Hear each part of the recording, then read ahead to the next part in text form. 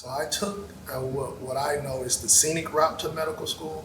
I didn't know I wanted to be a doctor until I got into the workforce. So in undergrad, I did environmental science stuff, environmental justice. So I was really into public health. So straight after undergrad, I got a master's in public health.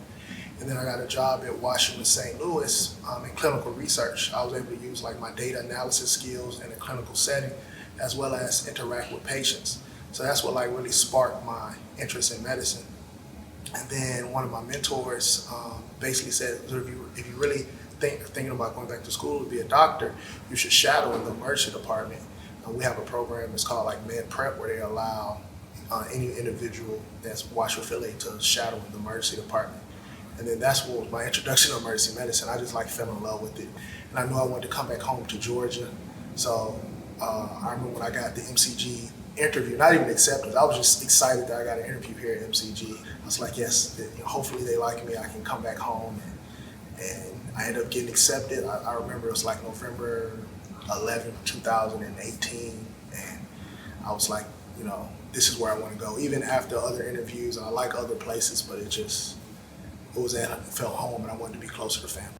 Compared to African-American females, they had a bigger network and it seemed like they knew a little bit about the resources and what's going on. So we were like, since it's so few of us, it'll be nice if we could develop like a network or some type of program to help support the African-American males, not only in MCG, but in Augusta University, as well as the community of Augusta, to let them know, because we were thinking like when we were in high school, we didn't really know much about medicine, and it'd been nice to have a mentor that had similar background to us, and so that was the genesis of it. And then Ms. Linda James, the retired Associated Dean of Diversity and Inclusion, she was very supportive, and she came to us about the AMC initiative that wanted to increase the amount of Black males in medicine.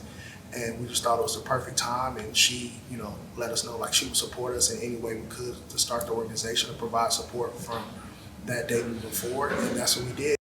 So everyone who does emergency medicine does an away rotation, and I applied to a few away programs, and one of the first ones I got was, actually the first offer I got was UT Houston.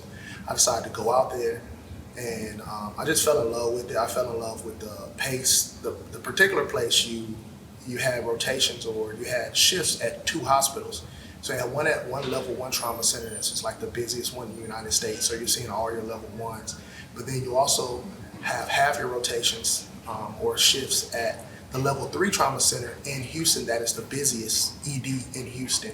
And it's it serves a large underserved population, large Hispanic population. I believe 80% of the patients are Hispanic, with Hispanic background.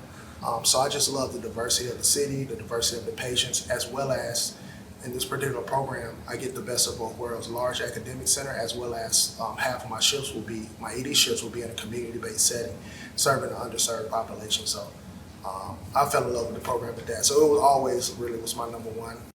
So one thing MCG taught me, I like, practicing in community-based settings, because during my third year rotations, I was able to go to Brunswick, Georgia. I was able to go to Cordele.